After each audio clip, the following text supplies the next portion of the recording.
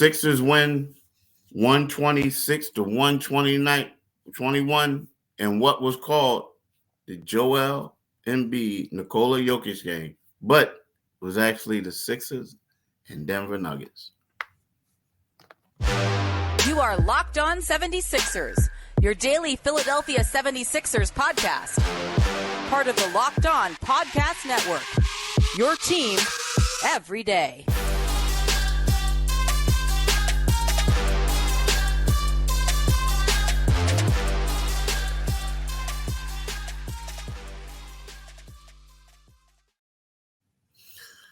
Thanks for making Locked On 76ers your first listen.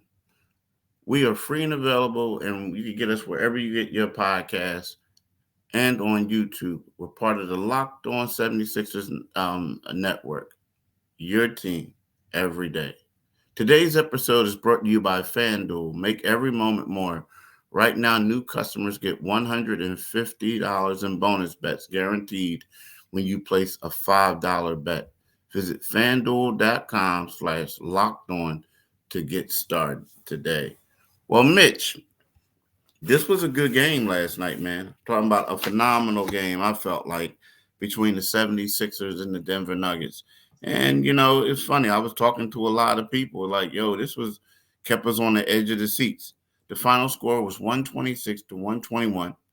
Joel Embiid finished with 41 points, 10 assists, 7 rebounds, right? He had 1 block. Nikola Jokic had 25 points and a game-high 19 rebounds, 11 of them on the offensive end. Killing the offensive glass. Oh, my gosh. Was he?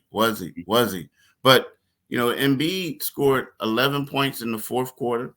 11 of them came clutch. Before that, Tobias Harris was handling his business. But to me, this was a good win for the Sixers. You look at the 19 rebounds, you look at the 11 offensive rebounds. Mm-hmm. But if you had to say which player got the best of the other one, I got to go with Embiid. I have to go with Embiid. Yeah. Nikola. Yeah, because, he closed out the game. It was interesting. The announcers were talking about how they both entered the game in the fourth quarter at the same time. And if I'm not mistaken, Embiid scored like 10 straight points for the 76ers. And as far as I don't really think these are like send a message games, but people are, this was obviously the lead game on Sports Center. And, Joel put up 41 in back-to-back games now, 41 against Houston, coming back with 41 against Denver. I think that's a good sign that he looked healthy. The knee didn't seem to be bothering him at all in back-to-back games against a guy who, was MVP of the finals and the guy who has kind of become his rival at the center position. So I think it was a very good win for them. It's the type of win you want to get, especially as you get ready to hit the road. They got a substantial road trip coming up. I think 7 of the next 8 are on the road. And Joel did what he wanted, man. When you watch him shoot that, I don't know if he'll be able to get this shot that easily, that mid-range jumper. He looks like Reggie Miller taking that mid-range jumper now. And, nobody seems to be able to affect it. He gets into his little rhythm dribble and launches the jumper, and it looks unstoppable. I used to cringe when he would pull up and take that jumper because you're usually thinking there's another pass available to him. But he looked good. He got the best of Jokic. The Joker was on the boards, and I like that. It gets to those offensive rebounds were amazing. But yeah, hey, put a check in the Sixers box for getting a very good win against the defending world champions. Yeah, it was a good win, and the thing about it is, the crazy part is how, Denver came out, and the Sixers shot well too, but Denver came out on fire. The Nuggets shot 65% in the first quarter, 65.2% to be exact. Mm-hmm. The Sixers came back and shot 62.5. So there wasn't a lot of defense to be had early on. No. It was they were going. I mean, the crazy part is the Sixers shot 6 of 11 on threes early on. And, Tyrese Maxey in the first quarter, it just seemed like he got wherever he wanted. He only scored 7 points in that quarter. Like Joel Embiid had 14, but it was like Maxey shot 3 for 5. He was going here, he was going there. And you knew like you had a gist that he was going to get a big game. He was going to have a big game. So I really liked it. It looked like at a point where, Joel shot 6 for 10 in the first quarter, but let's face it, Joel plays the entire first quarter. So he's going to get more shots, score more points. Right. But early on, it looked like that Maxey might be able to steal the show from both of these dudes. Early on, it looked like that, right? So the thing is about this one, this is a good game. It doesn't mean jack in the playoffs. Right. But I think that for Joel is a game, even though he'll say, Joel always comes out and makes it seem like he doesn't care. Like he said that Nikola Jokic was the best player. He whispered that in his ear after the game. Oh, really? Huh? Really? He whispered that in his ear. Now, here's the deal. Do I believe that? I believe he did it, but I also believe that Joel uses that as saying that he's the best player as motivation. Meaning, now, y'all keep calling him the best player. I'm going to say that. I'm going to give him that. But I'm going to prove to y'all that I really am the best player. Because to me, it is not, don't get me wrong, Joel was distributing the rock this year. Yeah. But for him to have a team high 10 assists and only 7 boards, that's telling me that he made a conscious effort of making sure that he's showing everybody against this dude that he can get people involved, right? Right. He made a conscious effort. But again, I really liked the game. I felt like it was a good game. I felt like Joel played well. I felt like Nick Batum was great. He had 8 points. He had like a circus 3-point shot. He shot 2 for 3 on threes, 3 for 4 overall. He had 2 blocks. I just felt like it was a solid game. Pat Bev came off the bench and did some stuff. Paul Reed didn't do much, but he played even with DeAndre Jordan, which is all you need on a night like tonight. So I really felt like the Sixers played well. Yeah, and and getting back to the 10 assists that Joel had, I like to see that.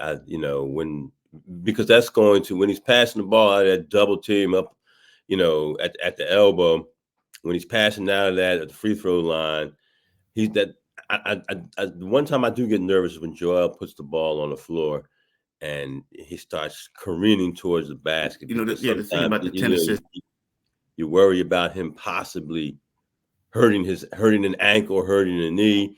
And I love it when the double team comes, and sometimes triple team now would say it, when he passes out of it, because it reduces the chance that he might hurt himself. So his passing the ball now is it's going to be key. It's going to be key to to extending his health this season, and it just makes everybody better, man. I think it's a sign of his maturity. He's maturing as a player, and you wrote the other day that he's not really focused. He's focused on his health. He's not focused on the MVP, and it's another sign of maturity in Joel. And I'm glad I'm seeing that. Yeah. I mean, I'm glad we're seeing that too. But you know what? I honestly don't know if he's. I mean, I think he's focused on his health, but at the same time, I do believe he really wants to win MVP. I'm not falling for that. You know what I mean? I'm just not. So look, when we get right back, we're going to talk about Tobias Harris. But right now, I want to talk to y'all about eBay Motors. Passion, drive, and patience. What brings home the winning trophies is also what keeps you ride or die alive.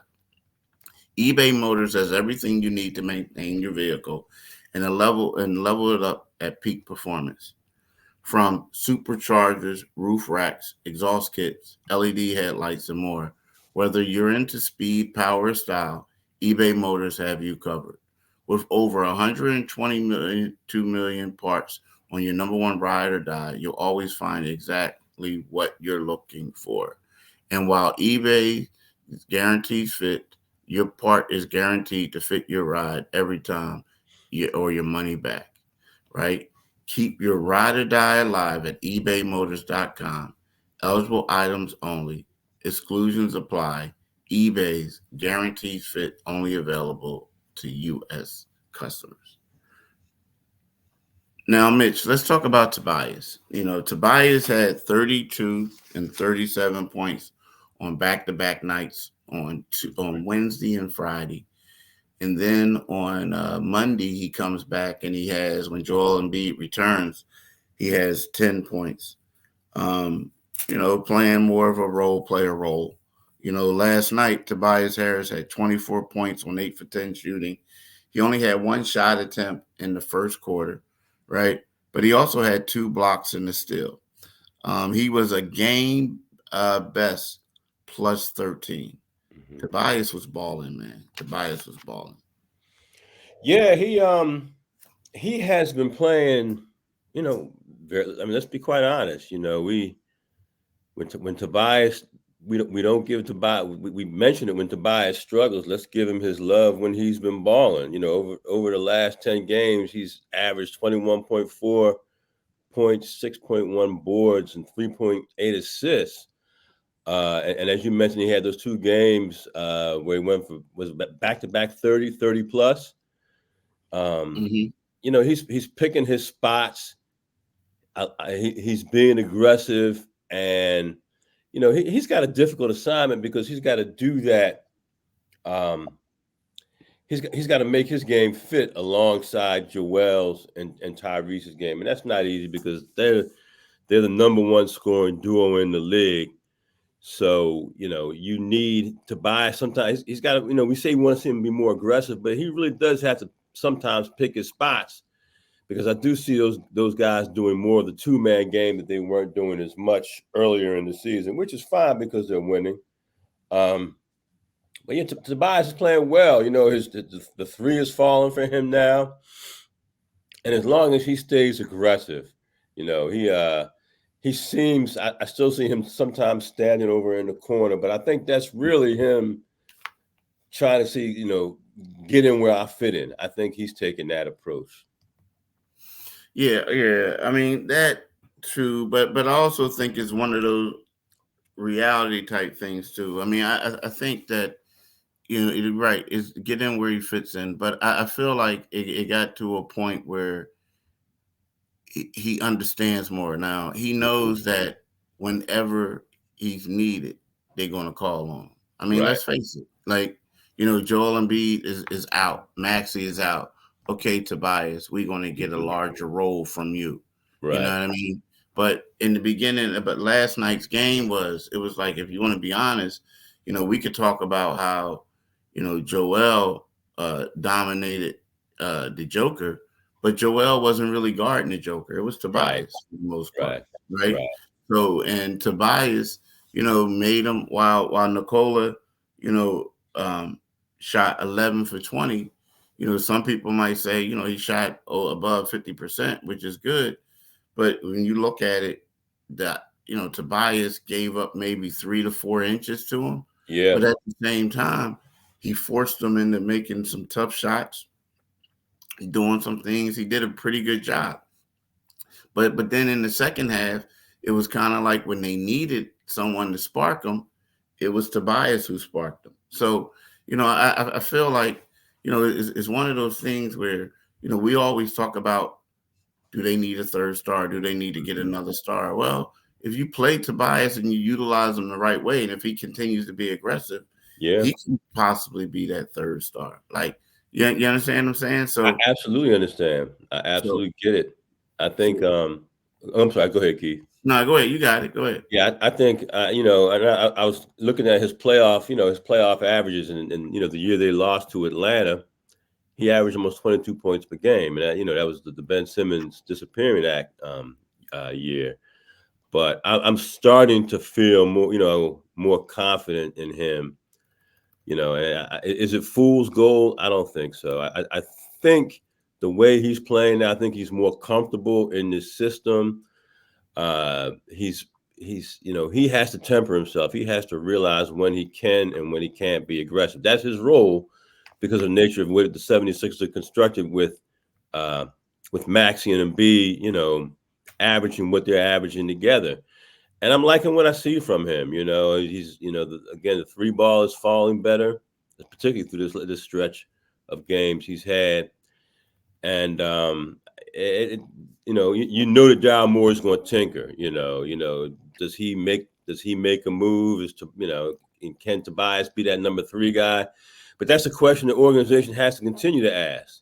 Because that they're in Joel Embiid's playoff in his MVP window, and they want to maximize that.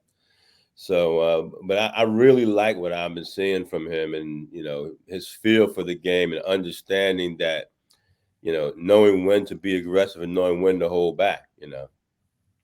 Yeah, this is what he said to me last night. He says, I'm just trying to be effective. Everywhere on the court, I'm trying to make an impact, whether it's on the defensive end, finding a way to help our team be more versatile as a group. At the same time, just figuring out different spots to be in. Right. So, that's basically what he's doing. You know what I mean? Just figuring out different spots to be in at this particular time. And, I got to say, it doesn't, it is working out for him. But, it's one of those things where I feel like the Sixers aren't going to go far without him. I just do that. They're not going to go far without Tobias. It's just, unless they make a trade and they think they could get somebody else, maybe that will help out. But aside from that, they're not going to go far if Tobias Harris isn't involved. And the same goes for all the other guys. They need them to go to play well for them to do something. So look, right now I want to talk to y'all about BetterHelp. Right now, and this show is sponsored by BetterHelp. Around New Year's, we get obsessed with how to change ourselves instead of just expanding on what we already do right. Good point. You know what I mean? Mm-hmm. Maybe you finally organize one of your space and you want to tackle another. Or maybe you're taking your supplements every morning and now you want to actually eat breakfast too, right? So if you think of starting therapy, give BetterHelp a try. It's entirely online, designed to be convenient, flexible,